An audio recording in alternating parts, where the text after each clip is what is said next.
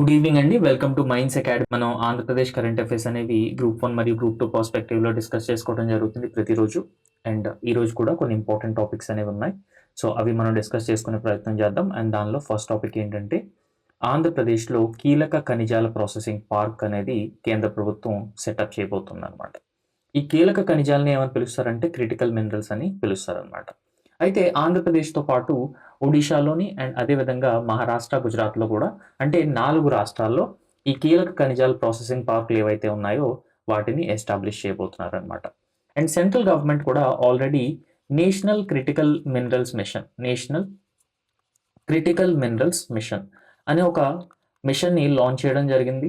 And ఈ national critical minerals మిషన్‌లో భాగంగా ప్రభుత్వం ఆల్రెడీ 500 కోట్ల అనేది ఈ కీలక ఖనిజాల ప్రాసెసింగ్ పార్కులు ఏవైతే ఉంటాయో అవి ఎస్టాబ్లిష్ చేయడానికి ఖర్చు చేయబోతుందన్నమాట. రైట్.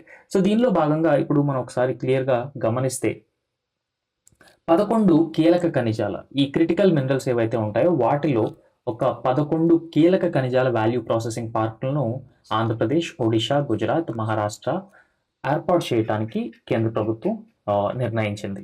సో, చాలా చాలా ఇంపార్టెంట్ అనమాట. సో, ఆంధ్రప్రదేశ్‌తో పాటు ఈ రాష్ట్రాల్లో కూడా ఈ కీలక ఖనిజాలు ఏవైతే ఉంటాయో ఆ కీలక ఖనిజాల వాల్యూ ప్రాసెసింగ్ యూనిట్లు అనేవి ఎస్టాబ్లిష్ చేయబోతున్నారనమాట. సెకండ్లీ, ఈ కీలక ఖనిజాల ప్రాసెసింగ్ కేంద్రాలు ఏర్పాటు అనేది చాలా చాలా ఇంపార్టెంట్. సో, ఎందుకు ఇంపార్టెంట్ అంటే ఏదైనా ఒక దేశంలో గానీ, రాష్ట్రంలో గానీ కీలక ఖనిజాల రిజర్వ్స్ గాని ఉంటే ఆ కీలక ఖనిజాలని వెలికి తీసి వాటిని ప్రాసెస్ చేయాల్సి ఉంటుంది. వాటిని ప్రాసెస్ చేసిన తర్వాత మాత్రమే ఈ ఇండస్ట్రీస్ ఏవైతే ఉన్నాయో వాటిలో ఉపయోగించుకోవటానికి ఛాన్సెస్ ఉంటాయన్నమాట. ఒకవేళ మనం ప్రాసెస్ చేయలేదంటే వాటిని ఇండస్ట్రీస్ యూజ్ చేయటానికి తక్కువగా ఛాన్సెస్ ఉంటాయన్నమాట. సో, అందుకోసం ఒక ప్రాసెసింగ్ వ్యవస్థ అనేది లేకపోతే దేశీయంగా గానీ, లేదంటే అంతర్జాతీయంగా గానీ ఏవైతే కీలక ఖనిజాలు మనం ఆ సమీకరించినటువంటి కీలక ఖనిజాలు ఈ ముడి కీలక ఖనిజాలను వినియోగించుకునే వీలు ఉండదన్నమాట. రైట్. సో, అందుకోసం మనం ఈ దేశంలో గానీ, విదేశాల్లో గానీ ఈ కీలక ఖనిజాలు ఏవైతే ఉంటాయో ఆ కీలక ఖనిజాలను వెలికితీసి సమీకరించి ఆ కీలక ఖనిజాలని ఒక ప్రాసెసింగ్ వ్యవస్థ ద్వారా ప్రాసెసింగ్ చేసిన తర్వాత కావాలంటే మన ఇండస్ట్రీస్‌లో యూజ్ చేసుకోవచ్చు. అండ్ అదే విధంగా వేరే కంట్రీస్‌కి అవసరం అయ్యే విధంగా ఎక్స్‌పోర్ట్ కూడా చేయొచ్చనమాట. ఇప్పుడు ఒకసారి అంతర్జాతీయంగా చూసుకుంటే చైనా కంప్లీట్‌గా కూడా ఈ కీలక ఖనిజాలు ఎక్స్‌ట్రాక్షన్‌లో గానీ, ప్రాసెసింగ్‌లో గానీ ఈ టాప్ ప్లేస్‌లో ఉందన్నమాట. అయితే ఇప్పుడు ఇండియా కూడా చైనా పైన చాలా ఎక్కువగా డిపెండ్ అయ్యి ఉంది ఈ కీలక ఖనిజాల పైన. Over a period of time లక్ష్యం ఏంటి అనంటే ఇండియా చైనా లాంటి దేశాల పైన ఆ డిపెండెన్స్ ఏదైతే ఉందో అది తగ్గించాలని చెప్పేసి లక్ష్యంగా పెట్టుకుందనమాట. సో, దీనిలో భాగంగా ఇప్పుడు మనం ఒకసారి గమనిస్తే ఈ ప్యాక్స్ సిలికా అనే ఇనిషియేటివ్ ఏదైతే ఉందో ఈ ఇనిషియేటివ్‌ని యూఎస్ లాంచ్ చేయడం జరిగిందనమాట. Packs silica. ఈ ప్యాక్స్ సిలికా ఇనిషియేటివ్‌ని ఎప్పుడు లాంచ్ చేశారంటే డిసెంబర్ 2025లో లాంచ్ చేయడం జరిగింది. అండ్ ఈ ప్యాక్స్ సిలికా ఇనిషియేటివ్‌లో కూడా ఇండియా అనేది ఫిబ్రవరి 2026న జాయిన్ అవ్వటం జరిగిందనమాట. జాయిన్ అవ్వటం జరిగింది. Right. So, packs silica initiative అనేది పర్టిక్యులర్‌గా ఈ క్రిటికల్ టెక్నాలజీస్ ఏవైతే ఉంటాయో ఈ క్రిటికల్ టెక్నాలజీస్ పైన ఖచ్చితంగా వర్క్ చేస్తుందనమాట. అంటే ఆర్టిఫిషియల్ ఇంటెలిజెన్స్ గానీ, క్వాంటమ్ కంప్యూటర్స్ గానీ, సెమీ కండక్టర్స్ గానీ సో, ఇట్లాంటి క్రిటికల్ టెక్నాలజీస్ కూడా ఈ క్రిటికల్ టెక్నాలజీస్ కూడా ఈ కీలక ఖనిజాలు అనేవి చాలా చాలా ఇంపార్టెంట్ అనమాట. సో, ఈ ప్యాక్స్ సిలికా ఇనిషియేటివ్‌తో పాటుగా ఇంకొక ఇనిషియేటివ్ కూడా ఉంది. అదేంటంటే so, you know critical so minerals mission national critical minerals mission అన్నమాట. ఈ నేషనల్ క్రిటికల్ మినరల్స్ మిషన్ అనేది కూడా స్టార్ట్ చేయడం జరిగింది ఇండియాలో. సో, ఈ క్రిటికల్ మినరల్స్ మిషన్ అనేది క్రిటికల్ మినరల్స్ ఏవైతే ఉంటాయో వాటిని ఎక్స్ట్రాక్ట్ చేసిన వాటిని ప్రాసెస్ చేయడం పైన ఎక్కువగా ఫోకస్ చేస్తుందన్నమాట. అండ్ ఈ మినరల్ మిషన్‌లో భాగంగానే 4 రాష్ట్రాల్లో ఈ క్రిటికల్ మినరల్స్ ప్రాసెసింగ్ ప్లాంట్స్ అనేవి ఎస్టాబ్లిష్ చేయబోతున్నారన్నమాట. అండ్ దాంతో పాటు ఇంకొక ముఖ్యమైన విషయం ఏంటంటే మినరల్ సెక్యూరిటీ ఇనిషియేటివ్ అనమాట. ఈ మినరల్ సెక్యూరిటీ ఇనిషియేటివ్ అనేది యూఎస్ లాంచ్ చేసింది. అండ్ ఈ మినరల్ సెక్యూరిటీ ఇనిషియేటివ్‌లో India is one of the member అనమాట. రైట్. సో, ఈ మినరల్ సెక్యూరిటీ ఇనిషియేటివ్ కూడా దేనిపైన ఫోకస్ చేస్తుందంటే సప్లై చైన్ రెసిలియన్స్ అనే దానిపైన ఫోకస్ చేస్తుందన్నమాట. సప్లై చైన్ రెసిలియన్స్ అనే ఎలిమెంట్ పైన ఫోకస్ చేస్తుంది. అండ్ ఈ సప్లై చైన్ రెసిలియన్స్ దేనికంటే ఈ కీలక ఖనిజాలు లేదంటే క్రిటికల్ మినరల్స్ పైన అనమాట. రైట్. సో ఈ క్రిటికల్ మినరల్స్ కీలక ఖనిజాలు ఏవైతే ఉన్నాయో ఆ కీలక ఖనిజాలు ఎక్స్ట్రాక్ట్ చేయడంలో కానీ ప్రాసెస్ చేయడంలో కానీ ఈ మినరల్ సెక్యూరిటీ ఇనిషియేటివ్లో ఉన్నటువంటి మెంబర్ కంట్రీస్ ఏవైతే ఉన్నాయో అవన్నీ కూడా ఒకదానితో ఒకటే సహకరించుకుంటాయి అన్నమాట. సో ఇండియాలో 4 ప్రాసెసింగ్ పార్కుల్ని ఏర్పాటు చేయాలని చెప్పేసి లక్ష్యంగా పెట్టుకుంది. అండ్ నేను ఆల్రెడీ చెప్పాను మీకు. So national critical minerals mission. So ఈ నేషనల్ క్రిటికల్ మినరల్స్ మిషన్లో భాగంగా 500 కోట్లు అనేది కేటాయింపులు చేయడం జరిగింది ఈ 4 రాష్ట్రాల్లో ఏర్పాటు చేస్తున్నటువంటి ప్రాసెసింగ్ పార్కుల గురించి. Right. And April 22న Andhra Pradesh, Odisha, Gujarat, Maharashtra ప్రభుత్వాలతో ఒక సమావేశం జరిగింది. అండ్ ఈ సమావేశంలో ఈ పార్కులను డిఫరెంట్ ఏరియాస్లో ఎస్టాబ్లిష్ చేయాలని చెప్పేసి వారు లక్ష్యంగా పెట్టుకోవడం కూడా జరిగిందనమాట. రైట్ అండి. సో నెక్స్ట్ ఇంపార్టెంట్ టాపిక్ ఏంటంటే రైట్. సో నెక్స్ట్ ఇంపార్టెంట్ ఇప్పుడు మనం ఈ కీలక ఖనిజాల గురించి మాట్లాడుకుంటే what are exactly is these critical minerals. So కీలక ఖనిజాలు అనేవి ఈ దేశ ఆర్థిక రంగానికి కానీ లేదంటే ఆర్థిక వ్యవస్థకు కానీ రక్షణ వ్యవస్థకు కానీ చాలా ఇంపార్టెంట్ అనమాట. సో అందు గురించే వీటిని కీలక ఖనిజాలు లేదంటే క్రిటికల్ మినరల్స్ అని పిలుస్తారనమాట. సో ఎందుకంటే ఇప్పుడు కొత్త టెక్నాలజీస్ ఏవైతే ఉన్నాయో artificial intelligence, quantum technology, quantum computers, right. So internet of things and semi conductors, robotics ఇట్లాంటి టెక్నాలజీస్ ఏవైతే ఉన్నాయో ఆ టెక్నాలజీస్ అన్నింటిలోని కూడా ఈ మినరల్స్ అనేవి చాలా ఇంపార్టెంట్ రోల్ ప్లే చేస్తాయి. అందు గురించి ఈ మినరల్స్ని కీలక ఖనిజాలు అని పిలుస్తారనమాట. సో వీటిని ఎక్కడ యూజ్ చేస్తారంటే మొబైల్ ఫోన్లోని, ల్యాప్టాప్లోని, ఎలక్ట్రిక్ వెహికల్ తయారీలోని, వాటి బ్యాటరీస్లోని, సోలార్ ప్యానల్స్ తయారీలోని. అంటే ఇప్పుడు రెన్యూబుల్ ఎనర్జీ పైన మనం ఎప్పుడైతే ఫోకస్ చేస్తున్నామో ఆ రెన్యూబుల్ ఎనర్జీ టెక్నాలజీస్ తయారు చేయాలన్నా సరే ఈ కీలక ఖనిజాలు అనేవి చాలా ఇంపార్టెంట్ అండి. సెకండ్ ఇంపార్టెంట్ ఆస్పెక్ట్ ఏంటంటే ఈ కీలక ఖనిజాలు అనేవి ప్రతి దేశంలోనే కూడా దొరకవు. అండ్ ఇండియాలో కూడా ఈ కీలక ఖనిజాలు అనేవి అంత ఎక్కువగా లేవు అనమాట. సో అందు గురించి మనం ఏంటంటే వేరే దేశాల నుంచి ఈ కీలక ఖనిజాలను అనేవి ఇంపోర్ట్ చేసుకుంటున్నాం అనమాట. రైట్. సో కీలక ఖనిజాలను ఇంపోర్ట్ చేసుకుంటున్నాం. అండ్ ఇంకొకటి ఏంటి అంటే ఇందులో వీటి సరఫరాలో అంటే ఈ సప్లై చైన్, ఈ సరఫరా ఏదైతే ఉందో వీటిలో ఆటంకంగా కలిగితే అది దేశ అభివృద్ధిని దెబ్బతీసే ఛాన్సెస్ కూడా ఎక్కువగా ఉన్నాయన్నమాట. రైట్.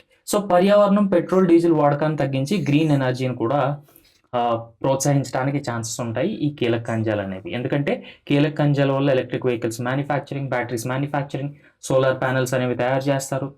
సో అందువల్ల ఇది గ్రీన్ ఎనర్జీని ప్రమోట్ చేస్తుంది అనమాట.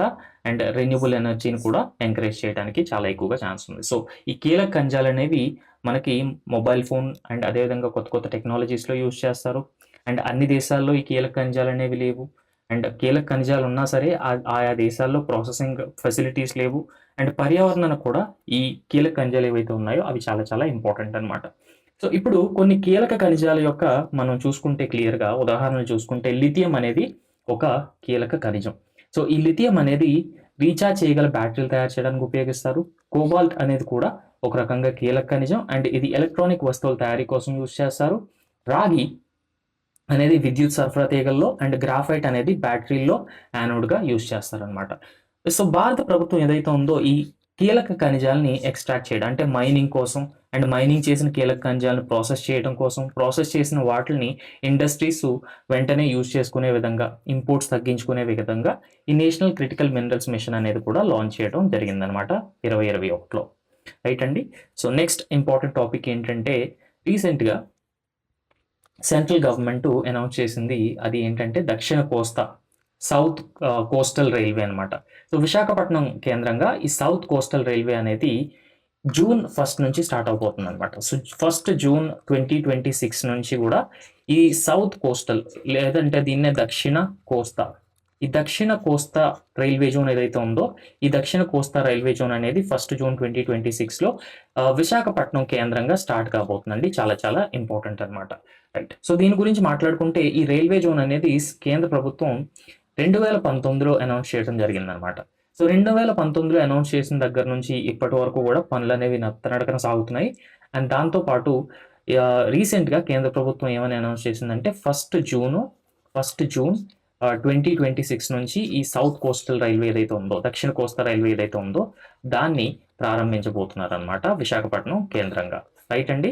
సో ఇది సౌత్ కోస్టల్ రైల్వే విశాఖపట్నం కేంద్రంగా దీన్ని ఏర్పాటు చేయబోతున్నారు. దీని నేపథ్యం ఏంటంటే 2019లో కేంద్ర ప్రభుత్వం ఈ జోన్‌ను ప్రకటించడం జరిగింది. అండ్ మనందరికీ తెలుసు 2014లో ఆంధ్రప్రదేశ్ రీఆర్గనైజ్ అంటే ఆంధ్రప్రదేశ్ పునర్విభజన జరిగింది తెలంగాణ, ఆంధ్రప్రదేశ్‌గా.